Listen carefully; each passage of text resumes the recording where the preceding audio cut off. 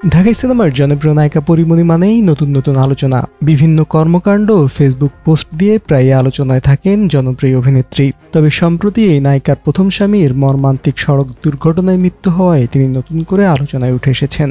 এই ঘটনা নিয়ে যখন সোশ্যাল মিডিয়াতে তুমুল আলোচনা, তখন পরীমনি অবস্থান করছেন বরিশালে। সেখানে তার নানার মৃত্যুবার্ষিকী উপলক্ষে তিনি বরিশালে রয়েছেন, যার কয়েকটি ভিডিও এরই মধ্যে সোশ্যাল মিডিয়াতে ভাইরাল হয়েছে। এরই মধ্যে তিনি দুঃখভরা একটি পোস্টও দিয়েছেন। এক পোস্টে এই অভিনেত্রী লিখেছেন, নিয়তির ডাকে দিলে যে সাড়া, ফেলে গেলে শুধু নীরবতা, যার চলে যায় সেই বুঝে হয় বিচ্ছেদের কি যন্ত্রণা। হঠাৎই পরীমনির এমন স্ট্যাটাসের প্রতিক্রিয়ায় ভক্তরা এর কারণ খুঁজে পাচ্ছেন। অনেকেই মনে করছেন হয়তো প্রথম স্বামীর মৃত্যুর খবরে স্ট্যাটাস দিয়েছেন পরীমনি। আবার কেউ কেউ মনে করছেন পরীমনির নানা শামসুল হক গাজীর মৃত্যুর সঙ্গে স্ট্যাটাসটির যোগসূত্র রয়েছে, কারণ প্রায় 1 বছর আগে ঠিক এই দিনেই তার নানা শামসুল হক গাজী মারা গিয়েছিলেন।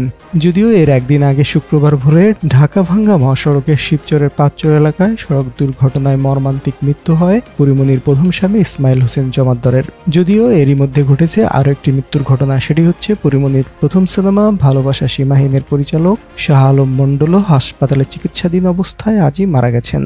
উল্লেখ্য, বরাবরই নিজের প্রথম বিয়ে নিয়ে নিশ্চুপ ছিলেন পরীমনি। মিডিয়াতেও কখনো তার স্বামী ইসমাইল হোসেনকে নিয়ে কোনো প্রশ্নের জবাব বা উত্তর দেননি এই অভিনেত্রী। তবে নায়িকার ঘনিষ্ঠজনেরা বলছেন ইসমাইলের মৃত্যুর খবরে কষ্ট পেয়েছেন পরীমনি।